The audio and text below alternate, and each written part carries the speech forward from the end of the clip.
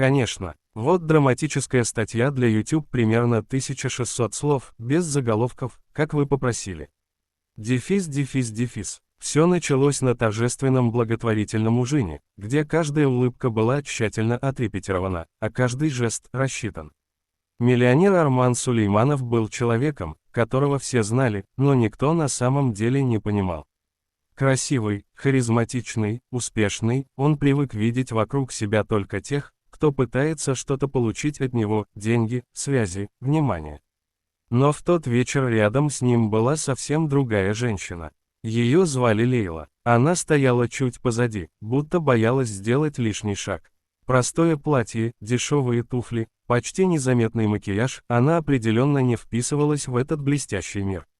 Но именно поэтому взгляды гостей приковались к ней с первого же момента появления пары у входа.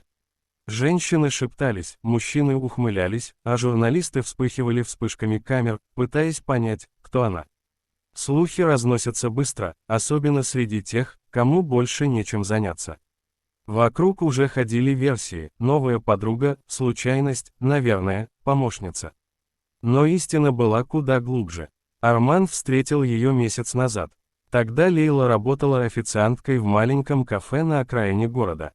Она приносила кофе и пыталась скрыть синяк под глазом. В тот день Арман впервые в жизни не смог пройти мимо чужой боли. Он сидел, наблюдая, как ее начальник кричит на нее за малейшую ошибку, унижает перед клиентами, а она молчит и продолжает работать. Пока однажды она не уронила поднос, и весь зал не услышал его грохот. Начальник потащил ее в подсобку, но Арман встал и пошел за ними. То, что он там увидел, как тот мужчина сжимал ее за руку, угрожая и шипя, разожгло в нем что-то забытое. Он вмешался, а позже помог ей выбраться не только оттуда, но и из жизни, полной боли и страха. С тех пор Лейла жила в его доме. Не как любовница, не как гостья, как человек, которого он хотел защитить любой ценой. Но общество не любит непонятных историй. «Ты только посмотри на нее», – прошептала одна из гостей ужина, она даже говорить боится. Какая позорная компания для такого человека, как Арман. Наверняка просто прихоть, усмехнулся другой. Лейла услышала это, ее пальцы дрогнули. Она сделала маленький шаг назад, пытаясь раствориться в толпе. Арман заметил ее тревогу и сжал ее руку, мягко, успокаивающе. А потом на сцену поднялся хозяин мероприятия, высокомерный, сытый жизнью бизнесмен, который всегда видел в Армане соперника. «Дамы и господа», — громко объявил он, театрально глядя в сторону Армана, «сегодня с нами присутствует сам Арман Сулейманов». Но очевидно, он пришел не один. «Арман, расскажи нам, кто это, прекрасная девушка». Слово «прекрасная» прозвучало как ядовитая шутка. Весь зал уставился на них. Арман поднялся, его лицо оставалось спокойным, только взгляд стал холодным, как лед. «Она пришла сюда со мной, и этого достаточно», – спокойно произнес он. Но ведущий, почувствовав поддержку толпы, решил продолжить. «Раз уж вы не хотите отвечать, позвольте нам самим угадать.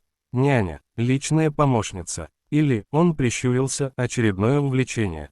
Смех покатился по залу. Лейла побледнела. Она ощутила, как земля уходит из-под ног. Она хотела только одного – исчезнуть. Почему он привел меня сюда? Почему заставляет терпеть это? Она попыталась выдернуть руку из его пальцев, но Арман удержал ее. И тогда главная сплетница вечера, известная блогерша с миллионами подписчиков, фальшиво улыбнулась и громко сказала: «Если она важна для вас, Арман, почему бы не представить ее нам? Или вам стыдно?» А вот этого он не потерпел. Арман сделал шаг вперед, и голос его прозвучал так громко, что заглушил любые шепоты и мысли. «Скажите всем, что она моя жена». Мертвая тишина. Кто-то подавился напитком, кто-то уронил бокал, кто-то просто перестал дышать. Лейла застыла. Она услышала его слова, но не смогла в них поверить. «Жена», — эхом повторил ведущий, окончательно потерянный. «Да», — твердо сказал Арман, — «и если кто-то посмеет еще раз унизить ее, я позабочусь, чтобы вас не было ни в одном списке приглашенных. Больше, никогда». Слова упали как приговор. Гости отвели глаза. Каждому вдруг стало стыдно за только что сказанные шутки и насмешки. Арман обнял Лейлу за плечи, аккуратно, словно боялся сделать ей больно. «Пойдем», — тихо сказал он ей, — «нам здесь не место».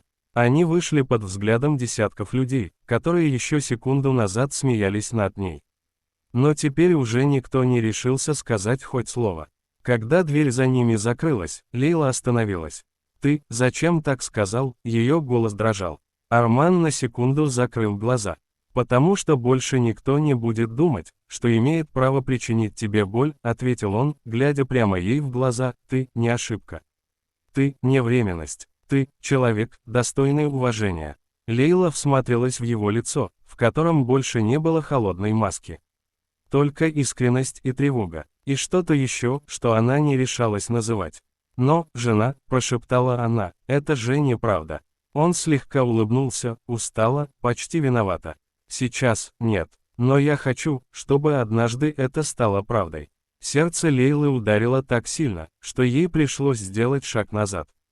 «Почему, я?» — спросила она почти беззвучно. Арман посмотрел в сторону ночного города, где огни небоскребов замирали под осенним ветром. «Мы с тобой слишком разные». «Да», — он усмехнулся, но в этой усмешке слышалась боль. «Ты добрая, искренняя, живая, а я. Я весь из камня. Я давно забыл, что значит чувствовать. Пока не встретил тебя». Лейла смотрела на него широко раскрытыми глазами. Он протянул руку и осторожно убрал прядь волос с ее лица. «Ты научила меня видеть людей. Впервые за много лет я хочу быть лучше. Ради тебя». Она не знала, что сказать. Слова застряли где-то между испугом и счастьем. «Я не смогу соответствовать твоему миру», — выдохнула она. «Мне не нужен этот мир», — ответил он, — «я хочу создать новый. Наш». Она опустила взгляд, но он поднял ее лицо двумя пальцами, нежно, уверенно. «Лейла», — шепнул он, — «дай мне шанс». В ее глазах блеснули слезы. «Я боюсь». «Тогда давай бояться вместе». Он обнял ее, и впервые за долгое время мир перестал быть жестоким. Перестал давить, перестал причинять боль. А в зале, где все еще стояли пустые бокалы и замершие улыбки, люди обсуждали случившееся. Кто-то пытался оправдываться, кто-то скрыть свое лицо от камер. Но уже было поздно, новость разлетелась мгновенно. Миллионер объявил официантку своей женой. Но никто из них не понимал самого важного. Она была не просто официанткой. Она была женщиной, ради которой он впервые поставил мир на паузу. Дефис. Той ночью, когда они вернулись домой, Лейла сидела на балконе, укутанная в плед, и смотрела на звезды. Арман тихо подошел и сел рядом. «Ты изменила мою жизнь», — сказал он. Она улыбнулась сквозь слезы. «А ты дал мне шанс жить». И когда их пальцы переплелись, каждый из них понял. То, что он сказал перед сотней людей, не было защитой. Это было признанием. Признанием в выборе. Признанием в любви, пусть еще не оформленной на бумаге. Но самой настоящей. И однажды, Лейла сама скажет: «Да, я твоя жена». Дефис. Если хотите, я могу. Блестки добавить продолжение истории. Блестки сделать адаптированную версию для видеоролика с озвучкой и сценами. Блестки написать краткий сценарий для YouTube по этой статье. Блестки создать кликабельный заголовок и описание. Хотите следующую историю в таком же стиле? Алое сердце.